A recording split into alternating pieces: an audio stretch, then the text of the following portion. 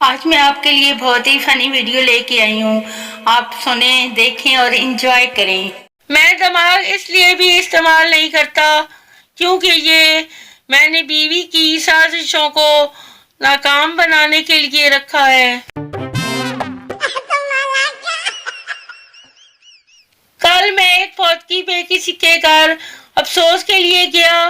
ساتھ بیٹھا شخص مجھے کہتا ہے وائی فائی کا پاس ورڈ کیا ہے؟ میں نے کہا اللہ سے ڈرو بھائی. کہتا ہے اسپیس کے ساتھ یا بغیر اسپیس کے. شادیوں پہ لڑکیوں کی اردو. ویٹر بھائی یہ میٹھے چولوں کا ڈونگا لے آنا. شوہر اور بیوی دونوں مارکیٹ گئے تو وہاں ایک لڑکی نے شوہر کو ہیلو کہا. بیوی کون تھی وہ؟ شوہر تم پلیز دماغ خراب مت کرو، ابھی اس کو بھی بتانا ہے کہ تم کون ہو. بچہ امی یہ اونٹ اتنا بڑا کیسے ہو جاتا ہے؟ لے پاکستانی ماں بیٹا وہ وقت پر کھانا کھاتا ہے، ہوم ورک کرتا ہے اور بڑوں کا کہنا مانتا ہے. پاکستانی مائیں بھی عجیب ہیں. ایک بچہ اگر کھانا کم کھا رہا ہو تو بھی پریشان کہ کچھ نہیں کھاتا، اور دوسرا اگر زیادہ کھاتا ہے تو بھی پریشان کہ اس کے پیٹ میں شاید کیڑے ہیں.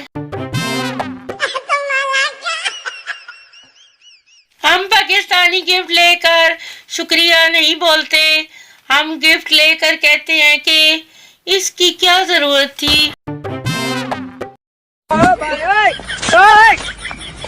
خواتین پر پریشر ڈال کر انہیں جلدی تیار کروانا اور خود آخری وقت پر میری جرابیں کہاں ہیں والا ڈرامہ مرد حضرات کا ایک خاص ٹیلنٹ ہے.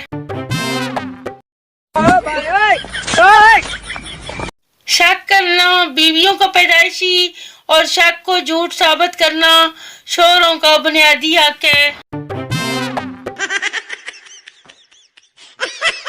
کیلشیم کی گولیاں خود اتنے آرام سے ٹوٹ جاتی ہیں، ہڈیوں کو کیا خاک مضبوط کریں گی. وہ لڑکیاں بھی پرنسس بنی ہوئی ہیں جو صبح اچانک شیشے میں خود کو دیکھیں تو ان کا اپنا ترا نکل جاتا ہے.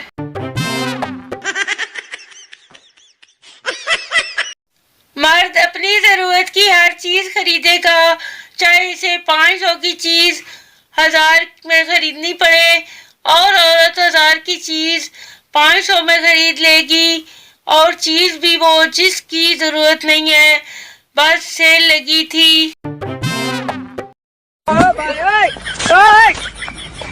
کہتے ہیں ٹینشن لینے کا نہیں دینے کا.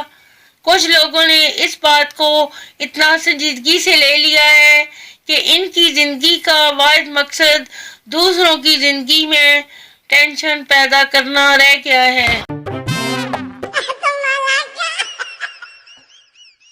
یورپ ممالک میں شادی پر واو سو کیوٹ کپل، اور پاکستان میں دلہن نے لہنگا کرائے دا پایا ہی.